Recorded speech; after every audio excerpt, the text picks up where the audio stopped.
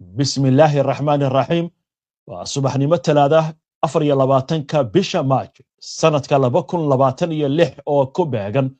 شنت بشا شوال سنة كون أفر بقول أفرتن يتضبا تاريخ ذي هجرية ده كسو دوادا مركله هي برامجكي ولا شدا وراركا قضبدا ساعك برامج كأن إذا كوغاهينا وحا كامدا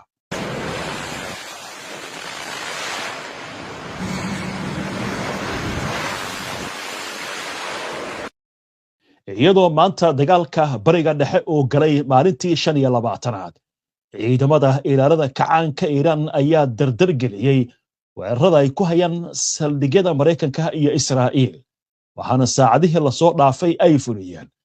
laba weerar oo kale oo loo adeegsaday sawaariikhda ay ku rikaban yihiin madaxyada gantaalada kala firdha mid ka mid ah gantaaladaasi ayaa hawada Israa'iil markii uu soo galay wuxuu u kala baxay ugu yaraan 25 madax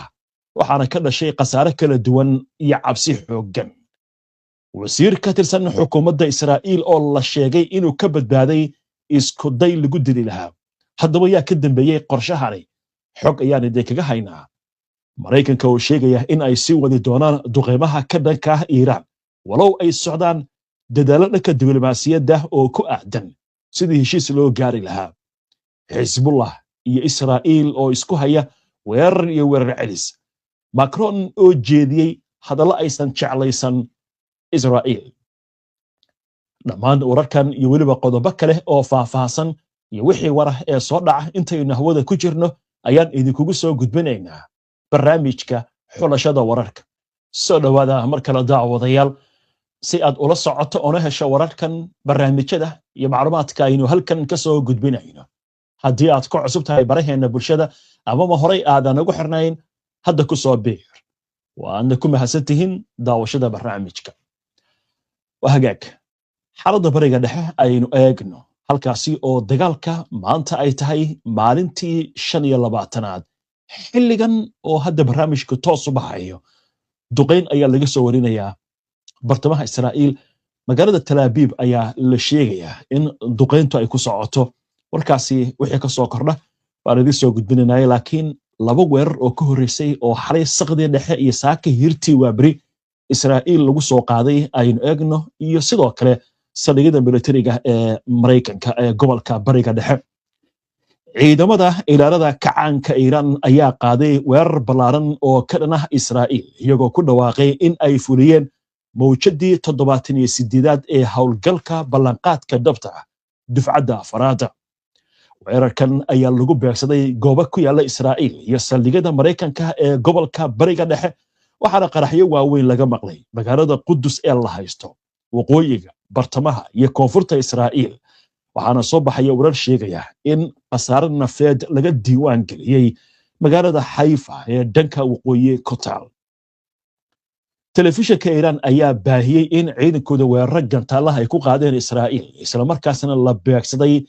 aaga Dimona oo ay ku taal xarunta nukleerka Israa'iil iyo sidoo kale magaalada Beersheba warbaahinta Israa'iil ayaa sidoo kale waxay xaqiijisay in qaraxyo laga maqlay galbeedka gobolka Naqab gobolka Caraad iyo sidoo kale Kiryat Gat iyo magaalooyin kale oo ku yaala koonfurta Israa'iil idaacadda Israa'iil ayaa sheegtay in dhowr qof ay ku dhaawacmeen koonfurta Beersheba ciidamada difaaca Israa'iil ayaa sidoo kale tabinaya in kooxaha gurmadku ay gaareen goobo ku yaal koonfurta kadib warbixino ku saabsan qasaare halkaasi ka dhacay dhanka Mareykanka mas'uul Mareykan ah ayaa sheegay in weerarada lagu hayo Iiraan ay sii socon doonaan inta ay wada hadalladu socdaan isagoo xusay in hakinta 5 maalmood ee weeraradu ay ku kooban tahay goobaha tamarta oo aan la beegsan karin wuxuu kaloo cadeeyay in Israa'iil aysan hadda si toos ah qayb uga ahayn wada hadallada la leeyahay Iiraan laakiin heshiis kasta uu dan u yahay Israa'iil inkastoo Mareykanku ay ku andacoonayaan in la hakiyay weerarada ka dhanka goobaha tamarta haddana warbaahinta Iiraan ayaa tabinaysa in habeennimadii xaray ciidanka Mareykanka iyo Israa'iil ay duqeeyeen dhuumaha shidaalka gaar ahaan kuwa tamarta laga helo arrintaasi oo lagu tilmaamay inay tahay mid ka hor imaanaysa hadalladii xalay uu jeediyey madaxweynaha Mareykanka Donald Trump.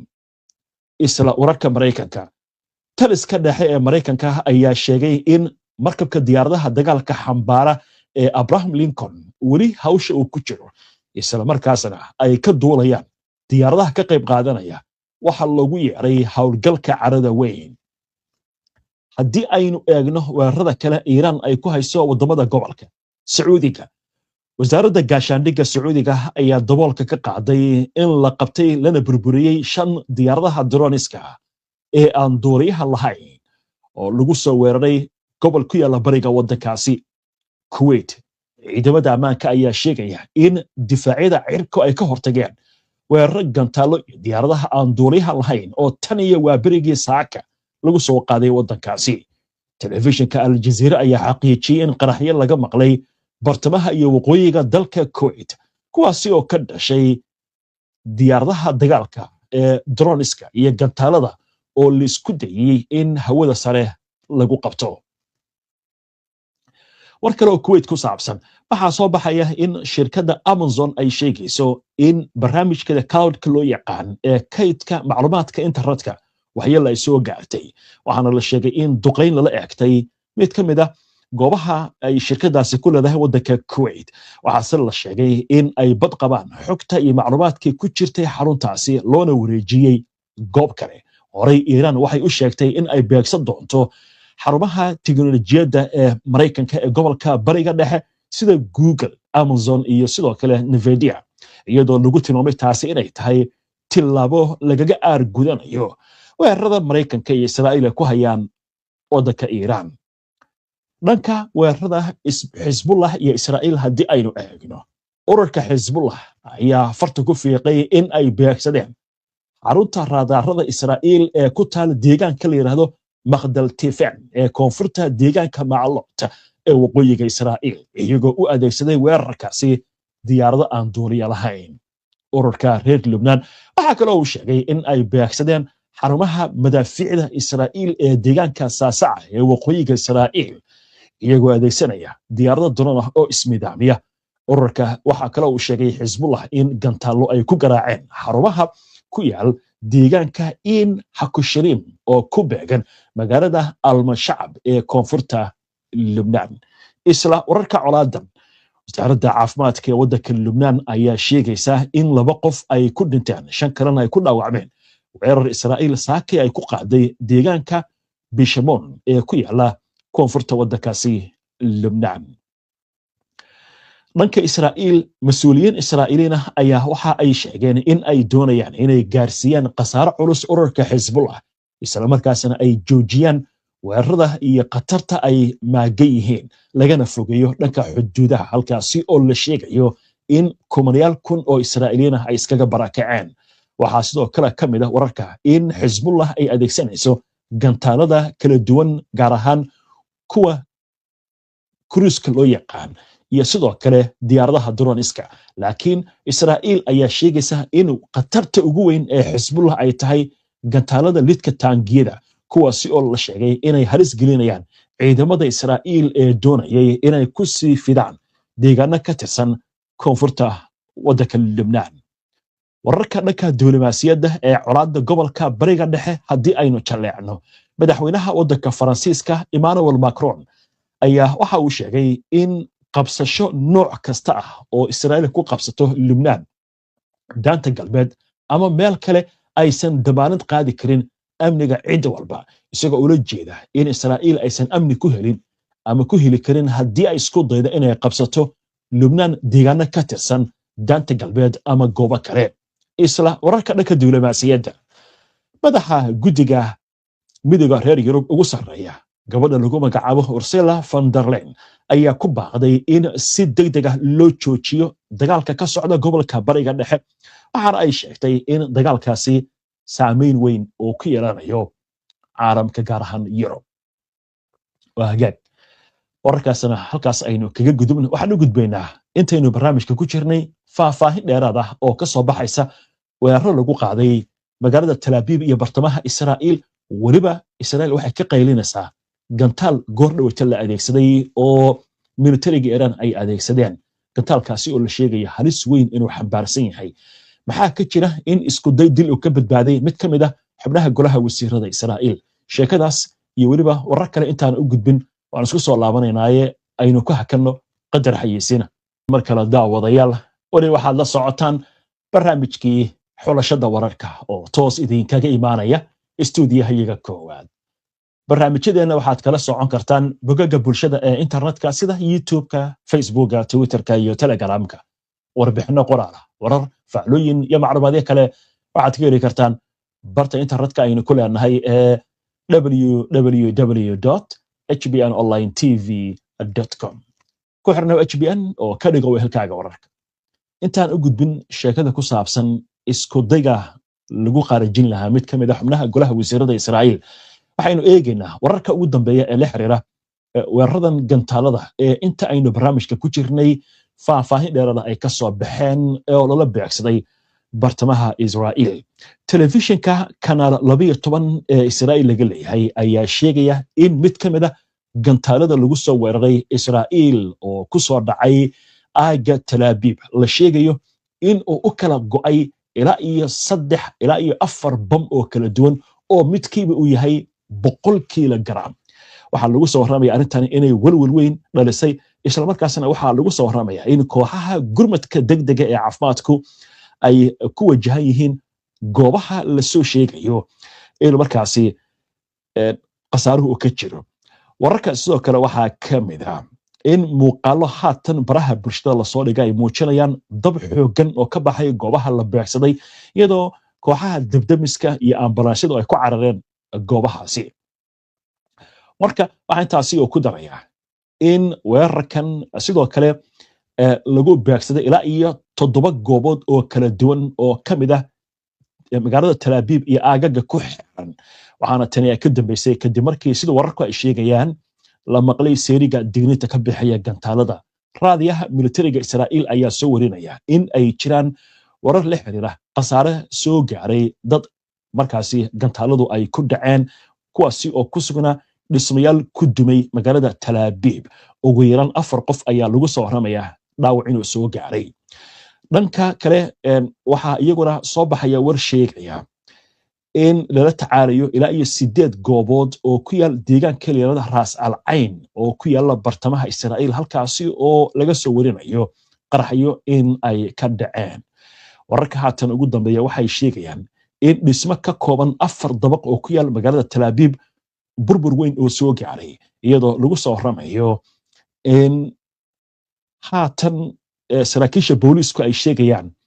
in loo gurmanayo goobtaasi oo la aaminsan yahay in dad ay ku hoos jiraan waxaana la arkayaa ambalaasyada oo dhinac kasta u kala sii cararaya waxaana la aaminsan yahay weerarka inuu yahay mid aad u culus inkastoo faahfaahin dheeraada aysan soo bixin haatan inta aynu ognahay wararku waa inta haddii inta aynu barnaamijka ku jirno waxay ka soo kordhaanaa waan idila socodsiin doonaa haddii alla idmo waa hagaag markaan aynu eegno war weyn oo ka soo baxay dhanka Israa'iil oo la xiriira isku day lagu qaarajin lahaa wasiirka amniga qaranka Israa'iil Itamar Ben-Gvir wali waxa leeyahay dad ka baxsan Israa'iil ayaa arintani maleegay oo ku lug lahaa aynu eegno warbixin amuurtan la xiriirta warbaahinta Israa'iil ayaa waxay ku waramaysaa in la isku dayay in la kharajiyo wasiirka amniga qaranka Israa'iil Itamar Ben-Gvir warku waxa uu sheegayaa in arintan la sheegayo inuu ka dambeeyay qof da'diisu ay tahay 20 sano ama 20 ku jira oo degan bariga magaalada Qudus sirdoonka Israa'iil gaar ahaan booliiska magaalada Qudus iyo laanta sirdoonka ee Shin Bet ayaa waxay sheegeen in ay heleen macluumaadyo la xiriira isku dayga weerarkan la qorsheeyay in la qaado bilihii la soo dhaafay laakiin haatan la ogolaaday in la daawaco warbixintaasi oo markii hore faafreeb ahaan loo joojiyay in la faafiyo sida lagu sheegay baaritaanka qofka la tuhunsan yahay ayaa waxa uu xiriir dhanka baraha bulshada kala sameeyay shakhsi ku sugan waddanka Yemen waxaana loo sheegay in ay tahay in uu fuliyo weerarka ka dhanka ah wasiirka Israa'iil oo qaabilsan amniga qaranka Itamar Ben-Gvir weerarka ayaa waxa la sheegay in loo diyaariyay qaab ismiidaamin ah in lagu beegsado wasiirka sida lagu sheegay bayaankan ka soo baxay Shin Bet iyo booliiska magaalada Qudus ee la haysto qofka la tuhunsan yahay ayaa sidoo kale waxa la sheegayaa inuu xiriir la sameeyay qof kale oo ku sugan waddanka Turkiga waxaana ay ka wada hadleen baa la yiri farxadooda iyo ammaanta la xiriirta weerarkii 7 Oktoobar 2023 dagaalamayaasha Falastiiniyiintu ay ku qaadeen gudaha Israa'iil markii la soo gabagabeeyay baa la yiri habraacyada baaritaanka iyo dhisidda xogta cadeymaha dambiyada la xiriira qofkan iyo dadka uu la xiriiray ayaa waxa la sheegayaa in markaasi la qabtay gal dacwadeedna la furay waxaana lagu soo waramayaa in tuhmanaha xabsiga haatan lagu hayo iyadoo loo kordhiyay waqtiga la haynayo si loo helaan yiri cadeymo dheeraad ah loona gudbiyo dacwad rasmi ah laba soo sheegin qofkan inuu Israa'iil u dhashay iyo inuu yahay Falastiini inkastoo dhanka bariga Qudus ay u badan yihiin dadka Falastiiniyiinta ma aha baa la yiri markii ugu horeysay ee wiilkan mayalka adag Itamar Ben-Gvir oo ka badbaado isku day lagu qaarajin lahaa dhowr mar oo hore ayaa waxa la sheegayaa in iska cabita Falastiiniyiinta ay ku isku dayaan inay beegsadaan ninkan sida wararka ugu dambeeya ay sheegayaan وهجاج هدي أينو دب أقول لعبنا ورك اللي حريرة دقين تاع جنتالله جورد ويتلوجس وقع برتمها إسرائيل وحال الشيء جاء إن قصاره والسكر ليه إلى أي طبعا قف أي هذا الشيء جاء وحيل إن يسوق جارتي لأن عكلا ورك واحد كم ذا وزارة عافمات كإسرائيل أي ورق يسوق صارتي أي كل شيء جاء إن أفرج لما تك ساعة لصوت ضعفي بقول طبعا وبقول يلبي لما تنقف عسبتال كنا دقيق كواسي وكل عوامي weerarada kala duwan ee Iran ay wadayo Hezbollah dhaawaca guud ahaan imika waxa uu marayaa 4829 waxaana dhinaca kale aad loo sheegaa Israa'iil inay qariso qasaaraha dhimashada inkastoo warar kala duwan ay soo baxayaan oo sheegaya in dhimashada inta Israa'iil ay soo gudbinayso ay ka badan tahay war kale oo degdega oo hadda soo dhacay militariga Israa'iil ayaa ku dhawaaqay in hadda duqeyn ay ka bilaabeen galbeedka waddanka Iran sida ay tibinayso warbaahinta Israa'iil waxay ku soo kordha wararkaasna waynu arki doonaa inta ayaan ku soo gabagabeynayaa saaka barnaamijkii xulashada wararka waana ku mahadsantihiin daawashada barnaamijka si aad ula socoto wararkan iyo barnaamijyada iyo macluumaadka aynu halkan ka soo gudbino haddii aad ku cusub tahay baraheena bulshada ama horey aadan ugu xirnayn hadda ku soo biir waa inoo barnaamijka xiga insha Allah taala inta ka horeysa nabadgelyo